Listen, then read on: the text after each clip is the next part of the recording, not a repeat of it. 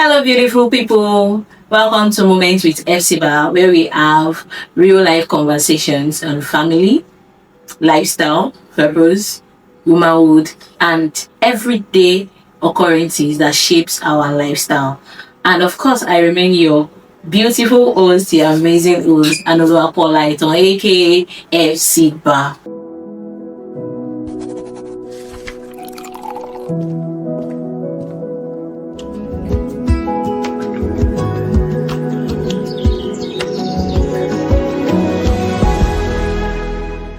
And like I said, you're welcome once again to yet another beautiful podcast of the Moment with Hephzibah. Like we always do, I am not alone on the show today. With me is a beautiful woman of valor, a virtuous woman.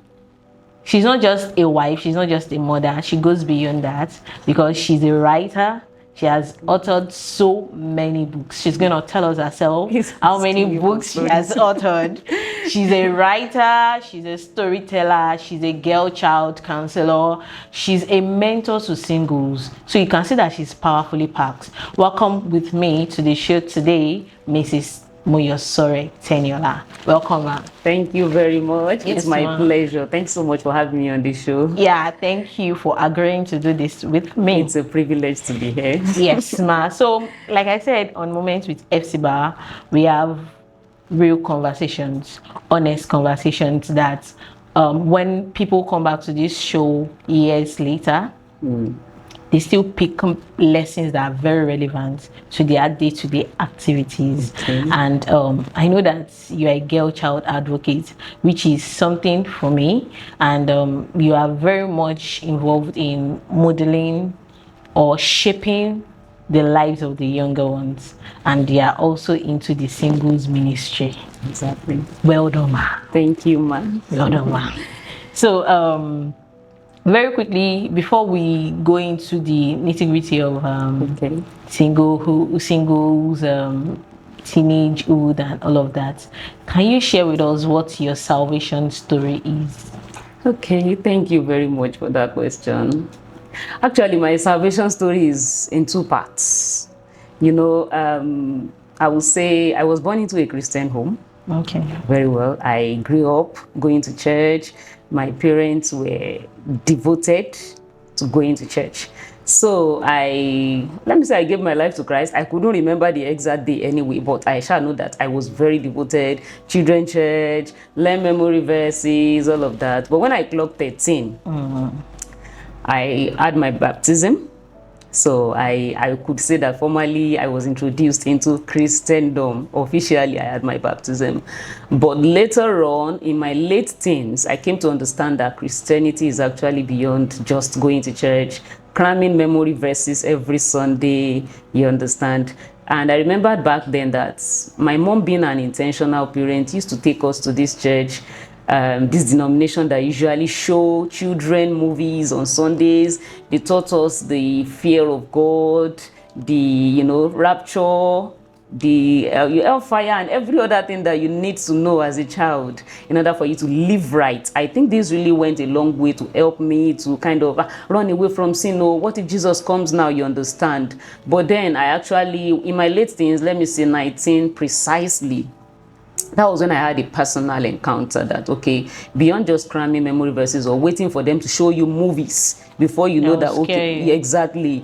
That's when I knew what quiet time really is, studying the Bible yourself and all of that. So that was when I had a personal salvation experience. That's around October 2005. Yes. October 2005, through a friend, when they were distributing tracts and all of that.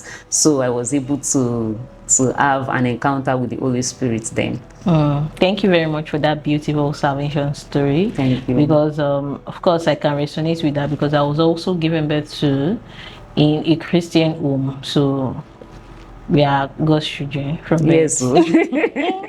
But then along the line, we were made to understand during Sunday school that nope, that for the fact that your parents are Christians does not justify you to being a Christian. Of course, God does not have grandchildren. Exactly. You have to know God yourself. So that you have to work out your own salvation with fear and trembling. Exactly. And that was how the Christian journey also started for me, really. So I can understand. But you said something about teenagers, and I'm always very particular about teenagers. You know why? I was still telling some young people some days ago, I was saying that, I could remember watching Mara and Clara, and Okay. I think I've mentioned it before on this show, and Alvera said something that the mistake I made during my teenage years has come to haunt me. And I have seen this movie how many years ago? So many years ago, over a decade ago, and it's still, those were still are still fresh in my memory. That's because there are so many mistakes that teenagers make. Some people say, oh, it's in your 20s you begin to find yourself. But I feel like from the teenage years, your teenage years is more like the formative part that begins to shape your mind. So for you, what was your teenage years like? Before you answer, ma, for me, I had friends that because I attended the girls only school, so they wow. were, yes, I attended the girls only school, secondary school, and I had friends that they were more exposed than, what did I know? That I'm a mommy's girl. Don't understand. Get inside. I'm gonna get inside. Exactly. So what exactly did I know then? And it was, what's the latest music? They know it. Just give them your phone like this. They know what to press in your phone. Magazine. Yes, exactly. So they will buy it, and they know the lyrics. When we go for competition, they will be dancing. Me, I can, if my mom should catch me. So for me, the teenage years there was the teen pressure, and navigating through teenage years can only take the grace of God, honestly. So that's why I'm asking you now, that what was your teenage years like? Okay. First of all, I would like to say this. The formative years of a child is not supposed to even be around the teenage years.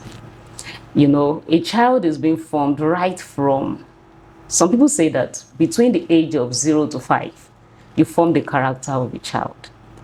So anything you are able to deposit into your child between the age of 1 to 10 will go a long way in determining how well that child will do in life.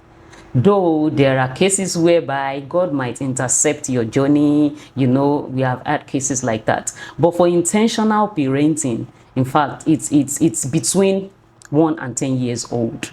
Okay, so that is when it is whatever you plant into them at that time that will now come out during their teenage years. And that is why today, when we see our teenagers displaying all manner of attitudes, unacceptable characters and all of that, you wonder where did they get it from or whatever, but it's been there, hibernated, only waiting to find the expression. You understand? So for me, I would just say, some people say parenting is by luck, some say it's by intention.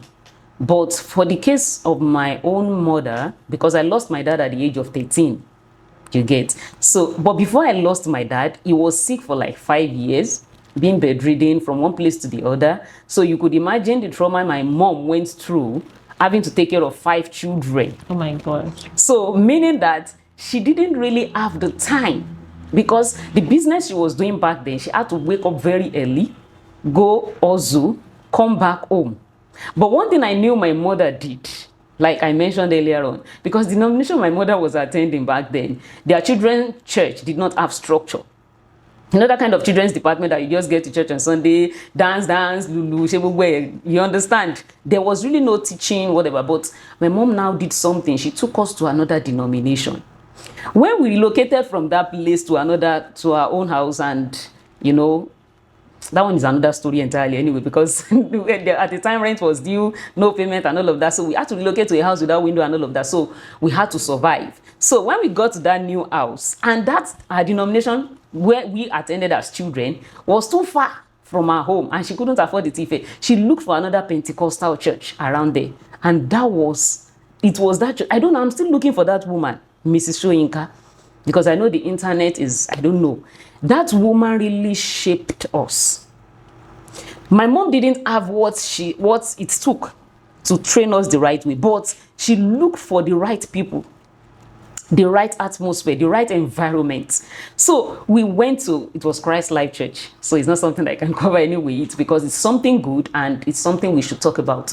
So that parent, that very parish, that branch of the church, that woman was the children's church teacher. In fact, that was what inspired me to write my novel, The Children's Church, Part 1 and 2.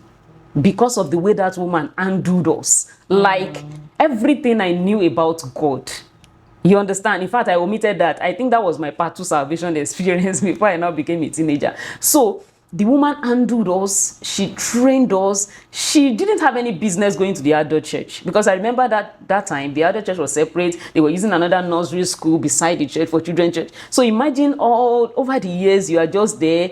I think we attended that church for like 2.5 years or so. So you are just there, you are devoted to the children. That was what really helped me. So growing as a teenager, there were peer pressure.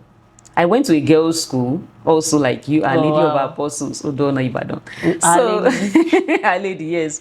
So when I got there, a lot of things were happening, you know. But for me, I had this strange experience. I had a late puberty. Oh, okay. Such that when I was in SS1, there was nothing here. I used to use it to talk to girls a lot. So I thought something was wrong with me, because my mother did not really have this connection, and I'm the only girl. Oh. She didn't have the time. I don't blame her. She, you know, it is these days that people are doing intentional parenting, you know. Back then, parenting is, if you do this, I'll give you backhand, you know. They believe that discipline and strictness is parenting, you understand? So there was no close rapport like that. The only thing is provide for the children, let them eat, let them have good clothes to wear and all of that. So I thought something was wrong with me. All our clique back then, you know, a girls' school, the way they walk, shaking bum bum and all of that, the breasts are out. Right. I was thinking, I was just figure one like that. Oh Jesus, that thing really affected me. That at a point I was dropping in my grades because all my friends were menstruating already. I wasn't. My mom did not even ask me what is wrong with you. But I remember back then that different NGOs will visit our school to come and talk to us, both religious and the secular ones. They will talk about menstruation, they will talk about the love of God and all of that. And that was what even helped me, because back then, even before I discovered purpose, I used to see them, I would be like one of your guests said, that purpose can become subconscious, but until you find God, it can't find expression the way it should be divinely. So I would like, I want to be like one of these people one day, going to schools to go and talk to girls, because I knew there was a vacuum that was, you know, needed to be filled in my life. So, but my steps back then, all I would say, in order to answer your question, not to take your time, I just knew that God intentionally positioned people around me. If I didn't find them at home, I would find some at church, at school. Though there were some girls that were my friends then, that whenever they are talking, all those NGOs, they will not listen. But me, my heart is always there, always listening. And, you know, subconsciously, everything I had shaped me. So it helped me to overcome the pressure, such that when the period now later came, I was in SS2. Before my breast came out, maybe I was around going to SS3. You understand? So when everything later came, I thank God I didn't fall for pressure, because there was something they called kunuso back then. Yeah. They said if you use it on your breast, your breast. Yeah. I was desperately looking for someone that would give me that thing. Is that bad? I used to talk to ladies. You know, when you don't have your self-esteem built and you are not confident about who you are, you understand, you will feel another person's life will be your own definition. And parents don't know that their children are actually passing through these things. Exactly. And they can't talk about it. That's why whenever I go to schools to talk at times, counseling session, they will not let me go.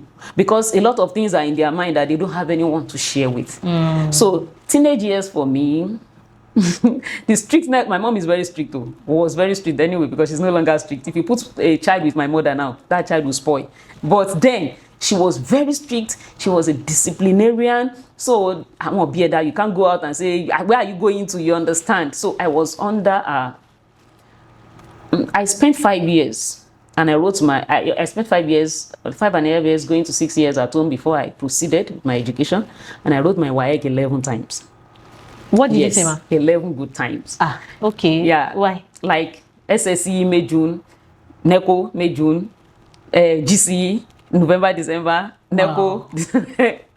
I was just having... What was that experience? Because I know that some of your mates in school have even graduated from Exactly. The year I gained admission was when some of them were already going for service. What was that experience like for you? Terrible.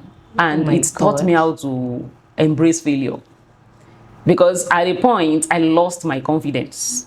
And what was I looking for? Mathematics. Because I didn't like maths. Okay, let me share this with you, because I don't know whether it will help someone. We grew up with this heresy that although those are the ones that should go to art class. Right. I think every one of us is very aware of that. Which is a wrong narrative, honestly. Very wrong and destructive. And that's why they did not allow me to go to art class, because I used to like writing. Imagine. I wrote so many stories as a young child. I didn't even know where those stories are. I give me essay. You write it perfectly well. I will not write letter. I'll write make A while the sun shines. Wow. You know those stories, and I will still write 3 pages counting. Jesus. And by the time my English teacher takes where it is hibernated, by the time my English teacher takes the biro to try to mark, so many you would think it would circle or errors like or nothing. whatever. You can see a whole page without a single red biro. Flawless writing. When they mark, they use square, content, organization, expression, and mechanical accuracy. That mechanical accuracy, they will say they give students. They will say you will zero. see me scoring 6, 7. Imagine. A professor came from That's serious. A professor came from a university to teach us for WAEC and was like, it's not possible for me to score 6 or 7 in MA. He marked my script. He was speechless. On our valedictory service day, he was practically begging my mom that let this girl come and study English. God. Honestly speaking. Lack of mentorship. So many children are in this category. So I've known rather that I had this gift of writing. But when you have a gift and you just think it's a normal thing, it's not special, it's not. I can't even say I have a gift. That's not what it was to me then. I knew that I used to pass English. And writing for me is as if you are breathing. Yeah. You understand? Just ask you to come and breathe. Not even eat. Eating once takes you hold the pen, the inspiration comes. Exactly. Yeah. That was the way it was for me then. So when we now did our GS3 exam, they called it junior WAEC back then. All my friends, science class. And they said it's only if you pass, you go to science. Next to it, you go to commercial. Those who fail, go to arts. So when I didn't fail, why would I go to arts? Scanty. Nobody wants to go to Nobody wants to go there. I don't know whether they have corrected that abnormality now. I think some schools are beginning to make students go for counseling before you go to. I think it's very essential. Senior secondary school classes. It's very essential because it really it disrupted my I'm sure joy. that if they had cancelled me, I would not be in science class. My mommy, sincerely, I love you. Don't worry. So I went to science. I did science, first time, second time, SS1. I'm telling you. And then I was struggling with self-esteem. That I don't have breast, I don't have bum, I don't have anything. So everything coupled together. I was failing math, chemistry was my enemy, physics, initial velocity, everything. It was like we were speaking in tongues. Biology and Greek was the only thing I flowed with, and geography. When I got to SS3, SS1 third time, I said I can't cope anymore. So I lost my dad in the process. We relocated to that house. I said that we were living without windows. So they had to change my school to a mixed school, because that girls only was far. So I said, this is the opportunity to just quickly change to commercial. I can't cope with science. So it was like, if you can't fall on the moon, you fall on the star. How did you normally put it? Aim for the moon. So if you can't get there, you fall among the stars. That was my case. So I said, let me go to commercial. But I had to, God forbid. In commercial, I struggled with principles of accounts because I hated calculations. Mathematics was still a known enemy. I hated the subject. I hated the teacher. Double tragedy. Because I extended my hatred for the subject to the teacher. So I never wanted to see her face. But where will I run to? WAEC is coming. God of mercy. Showed me shege. I looked for maths for years. So that repeated failure, it did something to me. But thank God for my mom, because she didn't give up.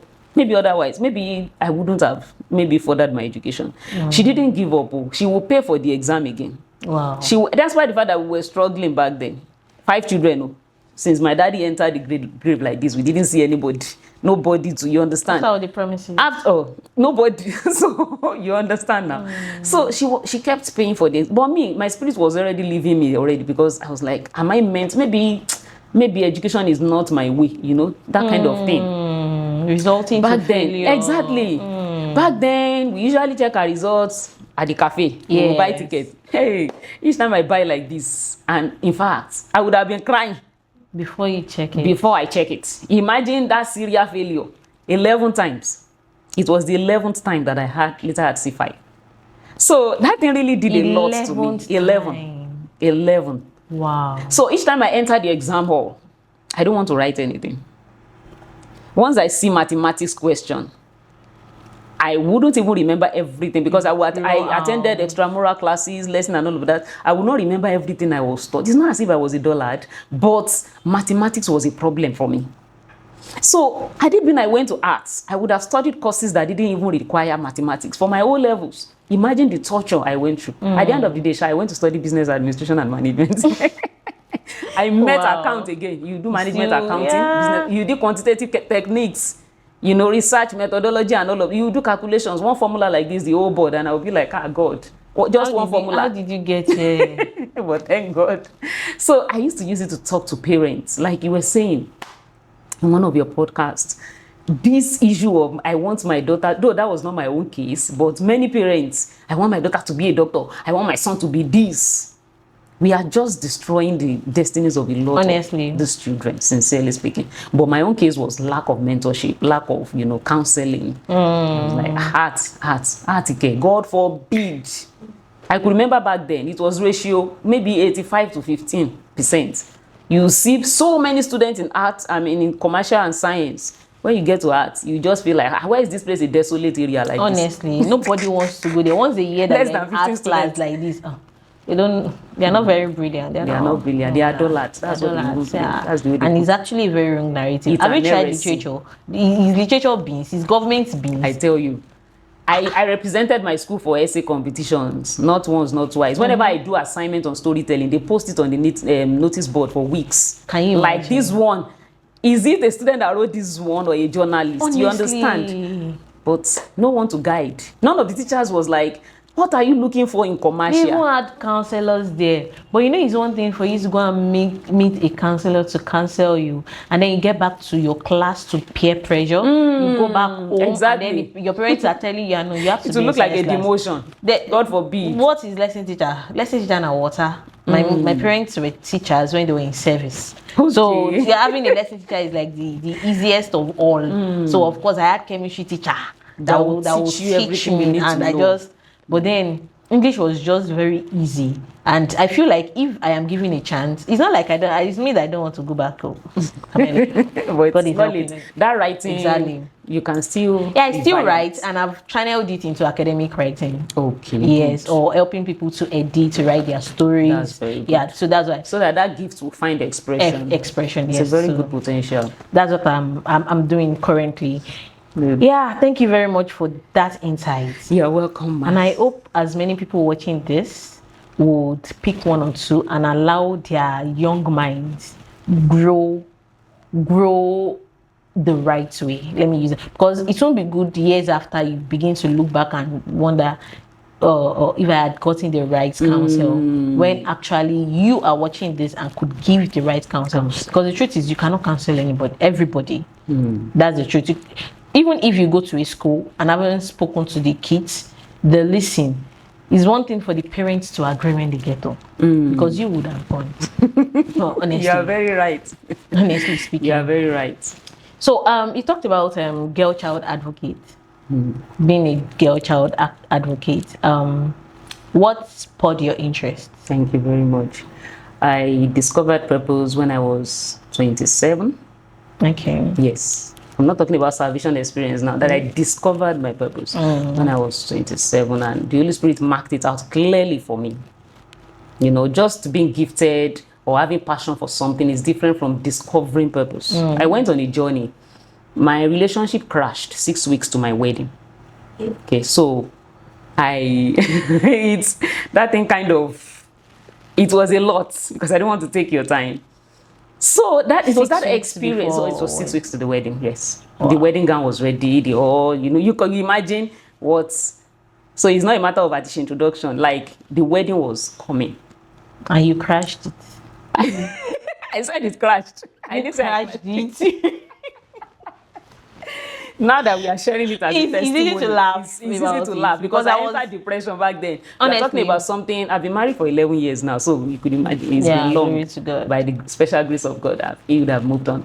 Actually, I was the one that walked away, but I was depressed because I knew that I saw the red flags. But they were not looking like red flags to me. Of course, no, they'll be looking Because like back lemon or more back then we color. even thought red flag is when ọkùnrin is obìnrin, like is wayward, is drinking. That's red You understand? flag. Okay. To us, that is red flag. Or he curses people, he beats the ladies. But there was nothing like that. We met in the church. I didn't know that the family had issues, like they wanted to be controlling and all of that. I would just reserve a part of it for the sake of confidentiality, you understand? So I was seeing the red flags, red flags, red flags. This place, you are not meant to be here. But I was like, everything will be fine, we'll push it, you know. Since we're members of the same church, you understand? Same church, not even same denomination, same church, you understand? So I was like, we'll push it, we will cope. After the wedding, we will cope. You know, these days now, I am even happy for Gen Zs. They have mentors everywhere, counselors. So you go online, you see online counseling for free. Back then, there was nothing like that. So except you are very intentional to read books. And I think reading books was part of what really helped me to take the bold step to leave. Otherwise, I would have been like, Tati Mojo and all of that. What will people say? What will people say? What will my parents think? So the guy gave me a condition that I was like, if I enter this marriage, even God knows that this is hellfire. And even me myself, I've been seeing some dreams because God talks to me through revelations and all of that. So at the end of the day, we had to come apart. The marriage committee said, no. If this is what the guy is saying, that it doesn't worth it. You get, so I entered into depression. The marriage committee was very honest. They knew that except the guy changes, this marriage can't work. Except he shifts his ground. So that's like that was a difficult decision for you to have made. Exactly. So that experience launched me into depression. Of course, depression is not what is written on the head. What some people call depression is actually not depression. If you experience depression, they can be calling you. It's not you that will say I am depressed. Go talk, say you are depressed. So nobody should come and tell me I'm depressed. You're not depressed, my dear. I would lock myself in the room. Honestly. Back then, there was nothing like TikTok or Facebook or the Instagram that you'll be watching videos. I would lock myself in the room for the whole day. I was not watching video. I was not pressing phone. I was not reading Bible. I would just be there. I will only come out when I want to wee and go back inside. I was not feeling hungry. If you pay me, you understand? I was just there for like 10 days like that. You understand? Wow. So, during that time, a friend recommended the book, Purpose Driven Life by Rick Warren. Yeah, I think I know the book. That was the book at the point I just started reading the book to while away the time because I love reading books. That was where God intercepted me. That was when I now received a message. I had a direct encounter from the Holy Spirit and I knew that God intentionally diverted my journey because if I had married him, waiting be writing, I can't even say I'm authoring any book by now. You understand? So God is in our journey. At times when unfortunate things happen to us, it is God trying to deliver you from the wrong, decision that you have the consequence of the wrong decision you've taken. So in a nutshell, I discovered purpose. Like everything was clearer to me. And God gave me that diary is still in my house now. One orange tiny diary. I journaled it down. I have called you to ladies. When God gave me the book of Isaiah. The Spirit of the Lord is upon me. You understand? That was the verses. Those were the verses I received and I wrote everything down. So that was what led to my ministry for ladies, the girl child, the singles, and even the married women. I just want to help them to live right, to take the right decisions, to come out of heartbreak. A lot. I used to tell people my ministry is not even limited to just counseling. A lot. And being an only girl, I have this special love for girls. Maybe because I didn't have girl siblings while I was growing. Each time I see a girl like this, I just gravitate towards them naturally. You understand? So all of those things, it's been a long journey and God has been helping. So wherever I find myself, girls will just come to me, even if I don't call for them. Wow. So it's natural. It is phenomenal. So that was how the Lord helped me. And day by day, it's been a journey discovering purpose, because discovering purpose is not a day journey. It's not even a lifetime journey. You will keep unraveling. Exactly. That's the English. Exactly. That's the grammar. Keep unraveling. That's very correct. Thank you very much for sharing that. Earlier today, I was having a conversation with a few friends, and one of them had his wedding called off I think, a month to the wedding. And while he was speaking, I knew that he was still speaking from the place of pain. He said he has forgiven, but I know he was still pained. But I now told you, I said, why not look at it from the brighter side? Because every disappointment is a blessing. It's a blessing. Even me, personally, humanly speaking, you guys are not compatible, if you ask me. And then thank God you guys went your separate ways. Why not look at it from the brighter angle? Side. I'm not saying that, and the truth of the matter is, it's not because this person in question is a bad person. Nope. Yes. You guys are not just good for each other. Your journey may not just align. Exactly. That's just the fact. Exactly, and I'm happy you brought that up, because you know there are about how many things now that you have said that I know people can begin to pick from. First, writing WAEC 11 times. So that means that no matter how many times you fall, is your ability to rise again that makes you a victor. Exactly. So except you remain on that ground, remain in that fallen state, that is when you are a failure. But the ability for you to rise up again. Rise up again. So no matter the number of times you are falling, please rise up again.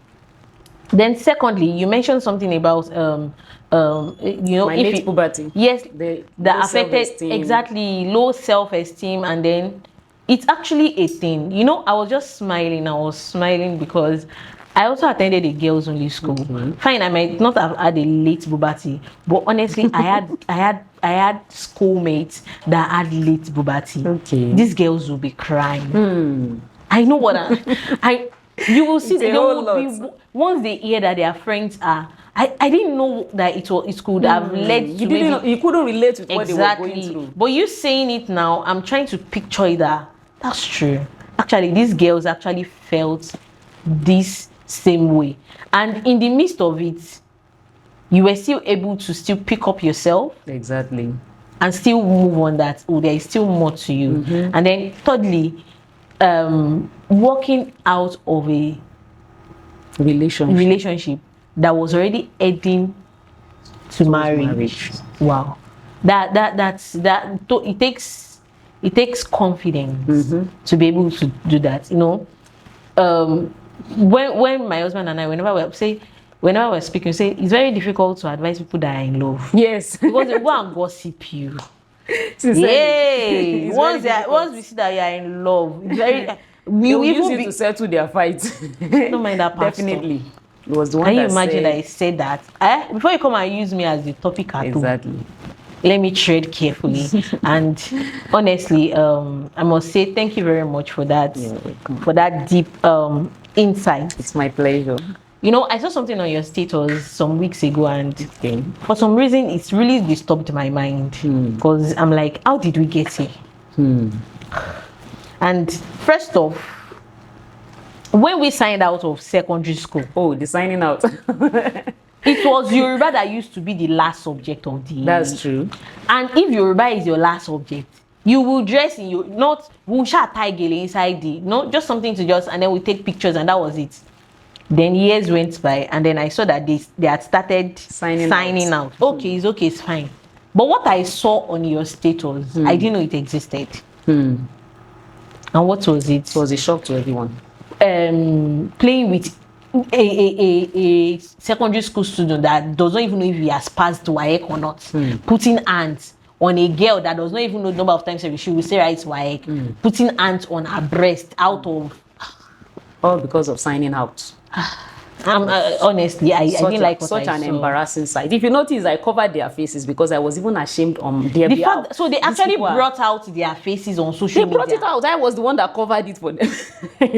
In fact, the audacity for them to even upload tells us the society we now belong. And this is a product of malfunction, parenting. Dysfunctional parenting. Actually. These people are juvenile. What does teenagers know? What do they know actually?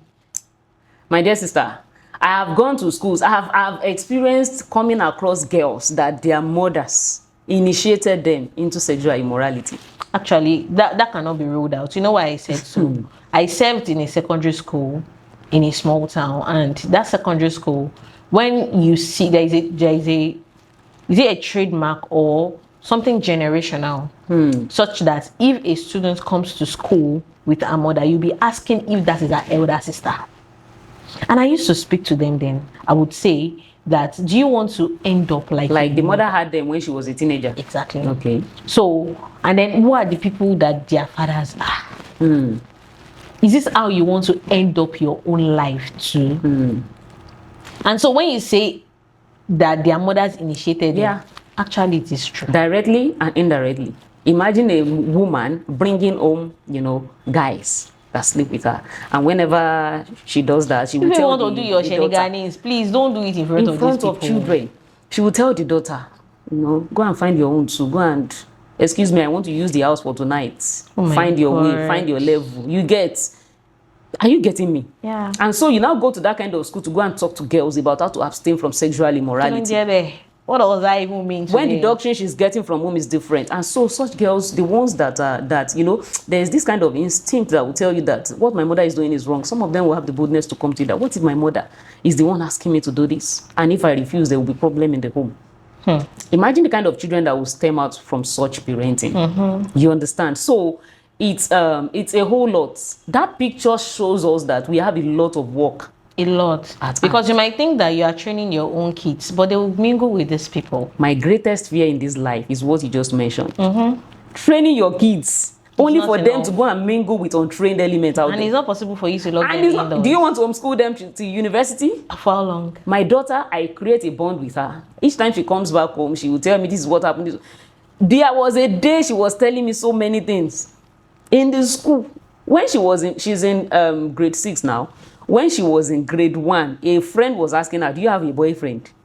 Primary 1, in grade 1. I understand. I'm just trying to, you are trying to process it. I'm trying to process it. Then I'm not trying to see myself when I was in primary 1. That was, what did I even know? What did I know then? Honestly, because in fact, this thing is not funny. I don't know why I'm laughing. My childhood friend was more exposed than I was while growing up. I don't know if she's still more exposed than I am now, because of course we don't see regularly. But she used to use some terms for me then. I could not comprehend. And she would just be like, don't you even know anything, actually.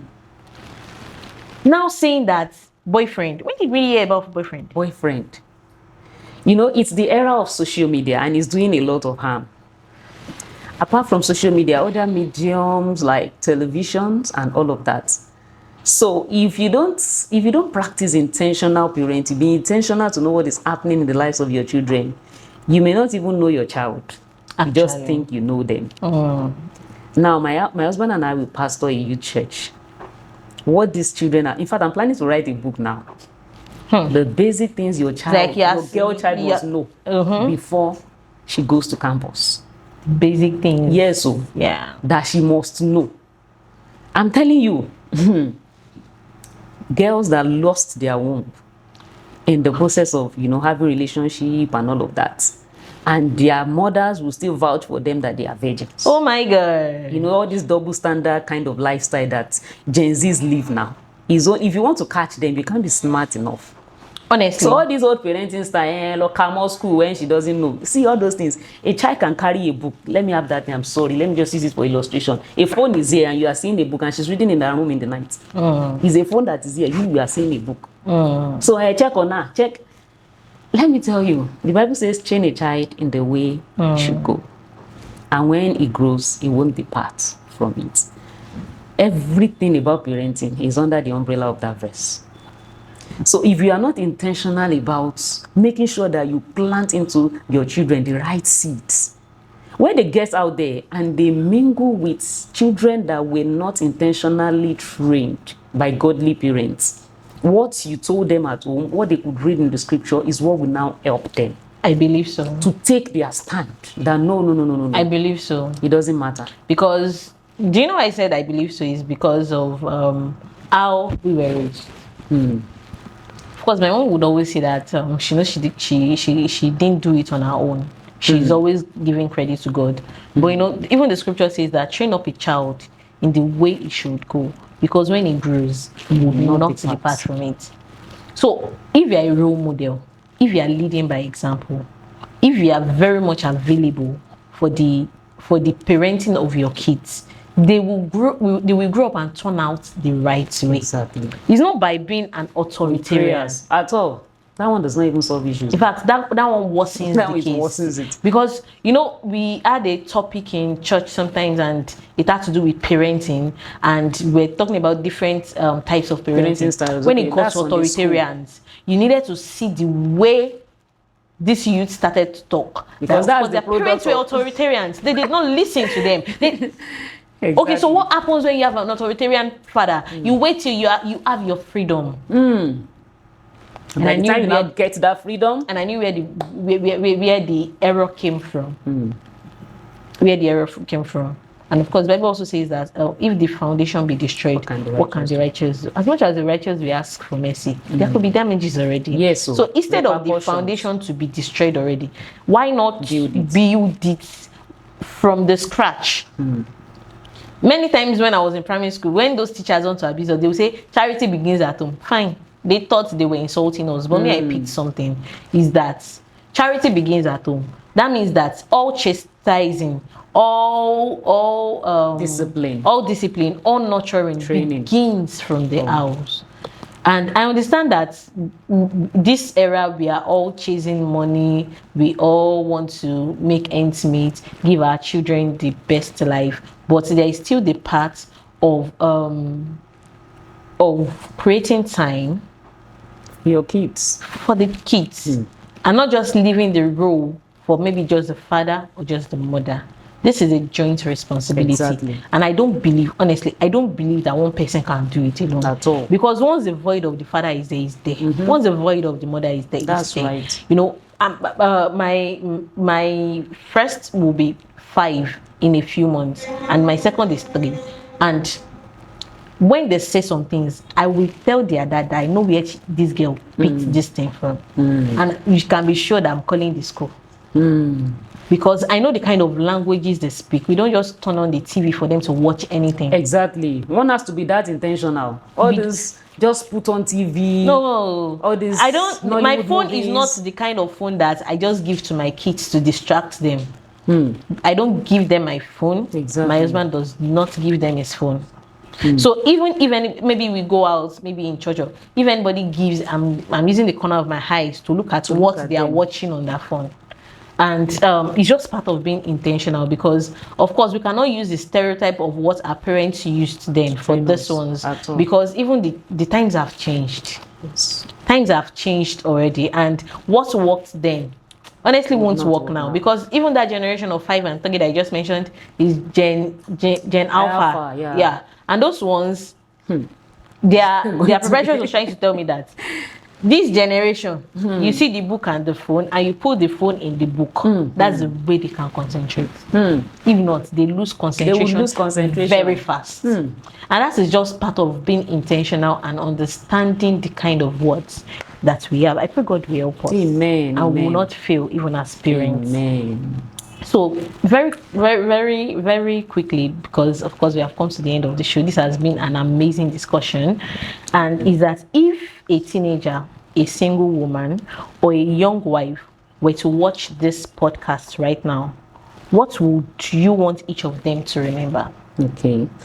First of all, my advice to every woman, whether you're a teenager, is a young lady, is that there is no limit to what you can achieve in life. I'm a feminist, but not Niger feminist. Okay? Exactly. Because the definition of feminism in Nigeria is crazy. Feminism in Nigeria believes that no take rubbish from men, but that is not the meaning of feminism. Not the context, yeah. Feminism is giving the girl child the equal rights to education and to everything that you think can, build and help that child to grow in life. That is what feminists are fighting for. So that's why I don't use that context. I'm a feminist. Even if you look at my profile, you not see there. Because those who have a wrong definition of feminism will think you are one of them. Right. So my advice to girls out there, to ladies, to women, there is no limit to what you can achieve in life. There is no limit. When I wanted to start writing, I started authoring books officially in the year 2017. And I wrote down a vision that one day when they want to invite me or introduce me, I want to be introduced as an author of many books. At 2017, I was already nursing my first child. Wow. And you know, it's a whole lot doing all of that with ministry. And today, number 42 book. Wow. Wow. So there is no, even if you are, there's someone in my academy, because I have a virtual school for writers where I train writers. She's from Namibia. She's from Kenya. She was 58 when she chatted me. That she's just getting to realize her talent and all of that. She already has grandchildren, and the husband is late. She's a widow. And then she's now beginning to feel a void. You know, if you listen to one of the void, exactly, that there will be a void, no matter how. By the time the children are grown, and what happens after? So it's not about the amount you're earning. So I had to tell her that as long as you are alive, by the special grace of God, the Lord used me for her. Wow. And she has authored her third book now. Wow. And she's really doing well as an author. So to every lady out there, every woman out there, regardless of your age, there is no limit to what you can achieve. In fact, the only person that can stop you is you. Right. That is just it. Culture cannot stop you. Nothing can limit you.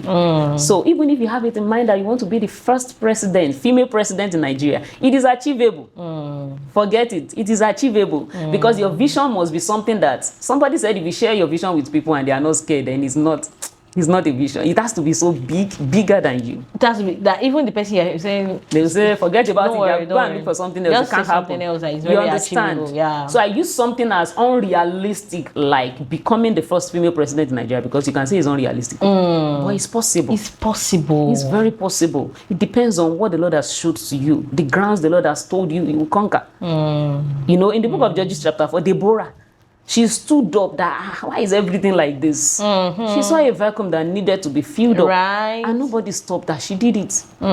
She took credit for a war that even men went to, you know, to fight. They were afraid. They were afraid, but she led it. So, imagine that time. That one is even tougher than becoming a female president in Nigeria. It's not as if they ask you to come to war. Just go for primaries and all. You understand? So, for Deborah to do that as her then, there's nothing you cannot achieve. And don't allow your age or your marital status to limit you. Don't allow your age or your marital status. So yeah, that's very key. That's very key. And honestly, you have awoken a part of me that I must say I've not really, because they just get to a point in which you have so many things you are doing at the same time, and you just allow one of it to just go and rest for now until it happens to everybody. Yeah, honestly. And thank you very much. You just have to pick it up again. You just have to remember where you paused. Exactly. Just go and play. You pause and play kind of thing. Yeah, thank you very much, man. Honestly, I must say that I personally, I have learned something from, which is resilience. Resilience, being able to pick up yourself even in the face of so many trials, so many difficulties, even when it wasn't looking like it. Oh, as much as I would have loved to end the show now, there's something I really wanted to ask you, and I just remembered now, which is, you know, our society does not permit, since you're in the singles ministry, our society does not permit a lady approaching a guy. So what's your take on ladies shooting their shot? I used to tell single sisters, make yourself approachable. I will not teach you that go and shoot your shot, go and tell a guy that you love him or you want to marry him. No. Right. But make yourself approachable and position yourself around that person. You know, it's very possible for God to reveal who your husband is to you. It's not and that he you should heard not an audible voice or whatever. And he himself would not know. And he himself would not know. But there is a way you can position yourself around the person and make yourself approachable also. You make friends with the person. You understand? You make friends. What's the name of this singer? Moses Bliss. He met his wife, Mary Bliss, online. I can't remember her maiden name now. They met online. The guy, you know, entered his DM and they started talking. That one, I think it was the guy that made the move, but she responded well. There was another one. It was the lady that entered the DM that, can we be friends? This is my name, so and so. You understand? Doesn't in the mean that process, you you are don't have asking to him be out. desperate. No. You don't have to be desperate about it. But once you know that you are having a green signal about this person and you feel is a person that you can marry and you have conviction, which is very important, you can say hi to the person either online or offline. If you are attending the same church, you live in the same neighborhood, or you are colleagues at work, create friendship with It's that not person. the time to be frowning your face. Exactly. Yes, Then rub powder. Please, rub powder. Look good. Because I don't know. I used to tell sisters in my church, why are you not rubbing powder? Is not rubbing powder part of spirituality? Ojo ama don gbinrin bí ẹni tán ṣe discharge lọ hospital. You might need It the is oil. wrong You might need the oil on the face for eating. to fry egg. Exactly. Powder, let your face be beautiful. You understand? But to answer your question, make yourself approachable and create friendship with that person. But ladies should not go out there and say, hey, bros, can we marry? Can we marry? Our culture Don't does go not and even kneel allow that. down and say you are proposing to a guy. Since he has not proposed, you want to take the lead. Exactly. All right. Thank you very much for this beautiful. welcome, Thank you very much for this beautiful enlightenment that you have given us today. Thank you for sharing your story. Thank you for pleasure. sharing your wealth of knowledge with us. And I must say that I personally, I have learned a lot, and a part of me has been reawoken again, because Oh, thanks to God. it has been sleeping for quite a number of years. And yes, I know that all I just have to do is just pick up that pen, and God would help me definitely. By the special grace Yes, of God. thank you You are very helped. much. Amen. You are welcome. Thank you very much for being a part of this show, and we look forward to having you some other time also, if your schedule permits. Definitely. All right, thank you very I'll much. be glad to be here again. Yeah, It's very, very heartwarming and I enjoyed it. Thank you, ma. Thank you so much, dear viewers, for being a part of this show, of today's episode. I want to believe that you have learned one or two from today's episode, and don't forget to like, don't forget to comment, and don't forget to share. Let us engage in the comment section below, and of course the Gmail address for questions, for discussions, for counseling is on the screen. Do well to engage, and don't forget to tell a friend, to tell another friend, that Moments with Hephzibah has come to stay. I remain your amazing host, Anoluwapo Laiton, aka Hephzibah. Thank you.